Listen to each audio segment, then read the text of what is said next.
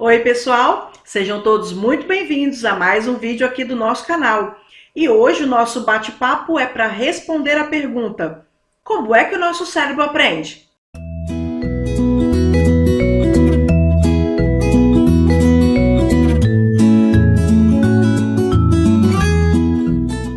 O nosso cérebro, ele é repartido em dois lados.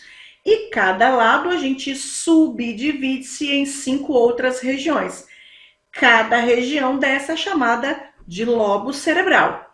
E cada lobo vai processar e analisar coisas diferentes. A nossa aprendizagem, ela tem por base, ela é sensorial. Isso significa dizer que os nossos órgãos do sentido trazem para o nosso corpo, através dos nervos, estas informações que eles sentem e elas são alojadas dentro do nosso cérebro. E cada lobo cerebral vai ter uma responsabilidade para processar e analisar aquilo que os nossos órgãos do sentido estão trazendo. Principalmente audição, visão e o nosso tátil sinestésico. As nossas sensações vêm pelo corpo, sobem através do nosso tronco cerebral para chegar ao nosso córtex. Originalmente, o córtex abraça o tronco cerebral desta maneira para protegê-lo. O primeiro lobo que nós vamos falar, então, é o lobo frontal. Esse que fica aqui na testa. O lobo frontal tem duas partes aqui dentro que são muito importantes para a aprendizagem. Uma delas é a parte motora primária, a área motora primária. Tudo que se move no nosso corpo de forma voluntária ou não está sob o domínio da área motora primária. Outra região importante é esta região mais próxima da testa, chamada pré-frontal. No pré-frontal são desenvolvidas as habilidades de funcionamento executivo da aprendizagem. Estas habilidades compõem 3 grandes situações. É o funcionamento executivo que nos dá a condição de planejar, que nos dá a condição de pensar estratégias diferentes, ou seja, ter flexibilidade cognitiva e ainda de executar aquilo que pretendemos naquele momento. Nosso funcionamento executivo tem participação ativa nos processos de atenção e memória, mas ele não é o único responsável por essas funções.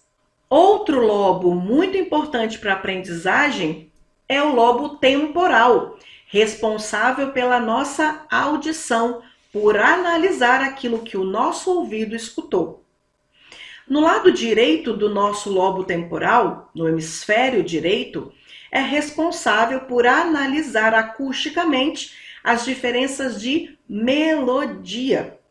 Neste lado, nós somos capazes de entender a melodia das músicas, a prosódia da fala, e por isso somos capazes de entender a intencionalidade do outro ao dizer. Assim como do lado esquerdo, neste lobo temporal, já não se processa a prosódia, e sim aqui arquivamos as palavras que nós escutamos e conhecemos os seus significados. Então, deste lado esquerdo, nós temos a memória auditiva de palavras, também conhecida como léxico gramatical ou área de Wernicke. O outro lobo extremamente importante para nosso processo de aprendizagem é o lobo occipital, que fica aqui na nuca. O lobo occipital é responsável por analisar e processar o que o nosso olho vê. A imagem, quando sai da nossa retina dentro do nosso olho, passa por todo o córtex, por toda a região, para chegar aqui atrás e ser analisada. Nós não conseguimos perceber de forma adequada a textura daquele objeto, a cor que ele tem, se ele tem brilho ou não, se ele tem contraste ou não. Justamente porque a gente precisa, para análise desses aspectos, a presença de luz. Então, o que é que a gente consegue perceber no escuro? Aonde o objeto está, o tamanho que ele é, a forma que ele tem. e se ele se movimenta ou não. As principais células do nosso sistema nervoso são os famosos neurônios, mas elas não são as únicas. O neurônio, ele funciona como o principal ator dentro dessa maquinária neurológica. É ele que transmite a informação de neurônio para fazer este caminho de transmissão do estímulo elétrico para passar desde o nosso corpo até chegar lá em cima no nosso cérebro. Mas ele não é o único responsável. Existem um grupamento de células chamadas células da glia e elas vão funcionar para dar suporte ao funcionamento do neurônio. Quando é que elas mais atuam? Durante o nosso sono. Por isso que um bom sono, um sono reparador, é tão importante para os processos de atenção e memória, porque justamente no momento em que o nosso corpo vai desligar para entrar no sono, é aqui que as células da glia vão entrar em ação para fazer toda a nutrição e reparação das nossas células nervosas, para que no outro dia a gente comece a batalha toda de novo. A principal célula que faz a máquina toda neurológica funcionar é o neurônio, mas ele não é a única célula do sistema nervoso central. O neurônio, ele tem um corpo celular, no corpo prolongamentos, e esses prolongamentos são chamados de dendritos. Um desses prolongamentos mais prolongados é chamado de axônio. E no final do axônio nós temos as terminações axonais. Então, eu tenho um corpo, o corpo do neurônio, os dendritos e o axônio. Pensem o axônio como um fio. O axônio do neurônio é como se fosse um fio desses de energia. A cobertura que este fio tem vai nos proporcionar maior eficiência na transmissão do impulso elétrico, não é mesmo? Por isso, esta capa de proteção do nosso axônio é chamada de bainha de mielina. E 3 coisas são fundamentais para que esta bainha de mielina seja cada vez mais robusta. Quanto melhor a formação da bainha de mielina, mais rápida é a propagação do impulso nervoso. Por isso a gente consegue processar, analisar de forma muito mais rápida aquele estímulo que o nosso corpo está mandando informação. A primeira coisa que fortalece a nossa bainha de mielina é a nossa alimentação. Uma alimentação rica em boas gorduras ajuda na formação da bainha de mielina. A segunda coisa, sono. O nosso sono, ele auxilia nessa formação robusta também da bainha de mielina. Exercícios físicos, alimentação, sono e, adivinhem, estímulos adequados. Bainha de mielina. E o que isso vai trazer para o nosso cérebro? Um rebaixamento da velocidade com que a informação passa através dos neurônios. Então, é como se eu tivesse uma estrada que leva a informação para o cérebro, mas que ela não está totalmente asfaltada.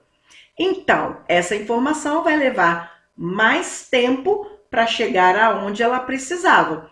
E dependendo de como essa estrada tiver, se ela tiver muito esburacada, por exemplo, tudo aquilo que o meu órgão do sentido pegou de informação não vai chegar lá no meu cérebro, na minha área de memória, porque este caminho está tão danificado ou tem tantas questões envolvidas que parte da informação vai ficando pelo caminho. É que quando se pensa em investigar qualquer situação vinculada à atenção, à memória, à aprendizagem, à leitura e à escrita, se faz primordialmente necessária a investigação tanto do órgão do sentido quanto do caminho por onde ele passa para depois eu investigar a minha capacidade de atenção e memória.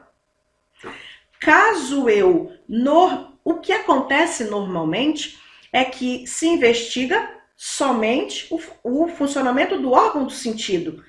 Esquece-se de avaliar o caminho por onde isso passa.